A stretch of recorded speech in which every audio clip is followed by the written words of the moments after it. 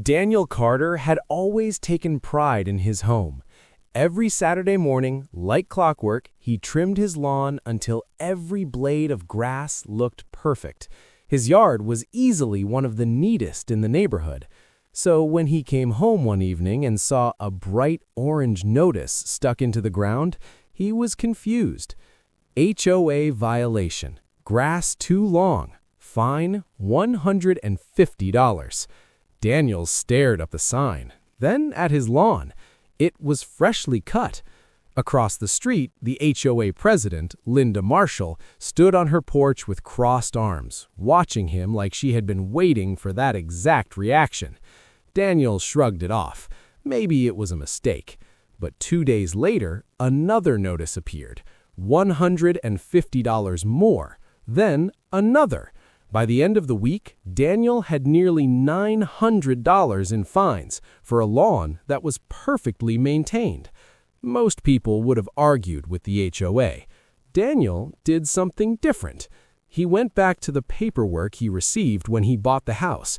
Buried inside the folder was the original property survey map. As he studied the lines carefully, something strange caught his eye. The section of lawn Linda kept complaining about wasn't actually his property. According to the official survey, that strip of grass belonged to the HOA's shared community land. Daniel leaned back in his chair and smiled. If the HOA owned that piece of lawn, then technically they were responsible for maintaining it, and they had been fining him for something that wasn't even his responsibility. But instead of confronting Linda immediately, Daniel decided to make a point. The next morning, a landscaping truck pulled up to his house. Workers removed every inch of grass from the disputed section. They replaced it with decorative gravel, large stones, and a small metal sign planted right in the center. When they finished, the message on the sign was impossible to miss.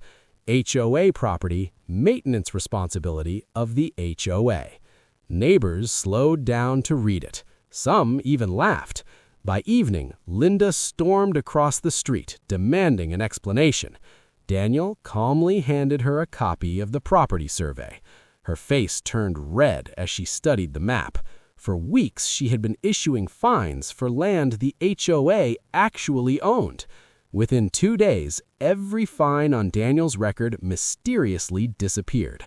The warning letters stopped, and the HOA quietly hired a landscaping company to maintain that strip of land themselves. Daniel went back to mowing his lawn every Saturday. But one thing had changed. Linda never watched from her porch again.